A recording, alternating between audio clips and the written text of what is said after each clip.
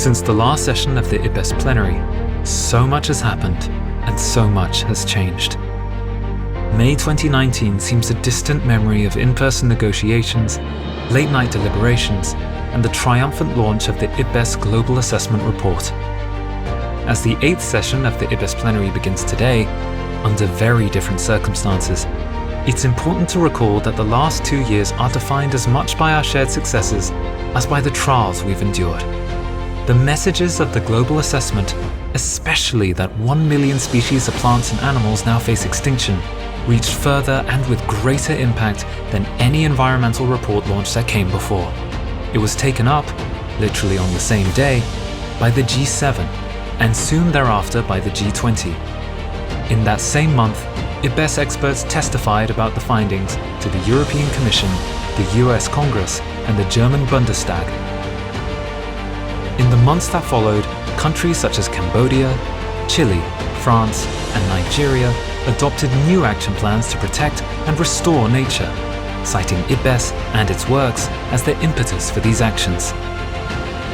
Even the World Economic Forum's Global Risk Report in 2020 listed biodiversity loss in the top 5 global risks to business for the first time ever.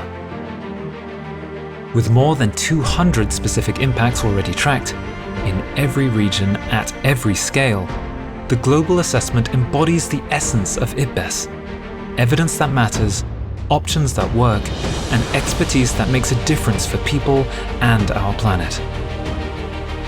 But the global assessment was just part of the IPBES journey since 2019. By March 2020, we announced the first IPBES private sector contribution from the Kering Group, owner of brands such as Gucci and Yves Saint Laurent, followed by another announcement of a multi-year contribution from the global fashion retailer H&M. In May 2020, IPBES launched its first non-English social media, with new channels in both French and Spanish. Continuing the push to reach key audiences through different media, the first season of the IPBES podcast, Nature Insight, was received with great enthusiasm around the world. But May was also the month in which the World Health Organization declared COVID-19 as a global pandemic, a visceral demonstration of how directly our relationship with nature underpins our own well-being. It was a pivotal moment for the credibility of science, evidence, and expertise, and the IPBES expert community rose to the challenge. By October, the IPBES Workshop Report on Biodiversity and Pandemics was published, one of the most scientifically robust examinations of the links between pandemic risk and nature, with cross-disciplinary contributions from 22 of the world's leading experts and drawing on more than 700 sources. Shortly thereafter, it was reported that IPBES had been nominated for the 2020 Nobel Peace Prize and had won the 2020 Win-Win Gothenburg Sustainability Award. Last year also saw the conclusion of the IPBES IPCC co-sponsored workshop on biodiversity and climate change, the first time that our two global expert communities have ever cooperated at this level.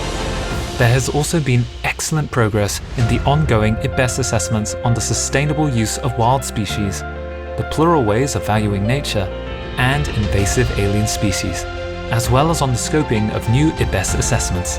As the countries of the world meet later this year at COP26 of the Climate Convention and COP15 of the Biodiversity Convention, IPBES 8 begins at a time when the work of IPBES has never been more relevant, more valuable, or more urgent.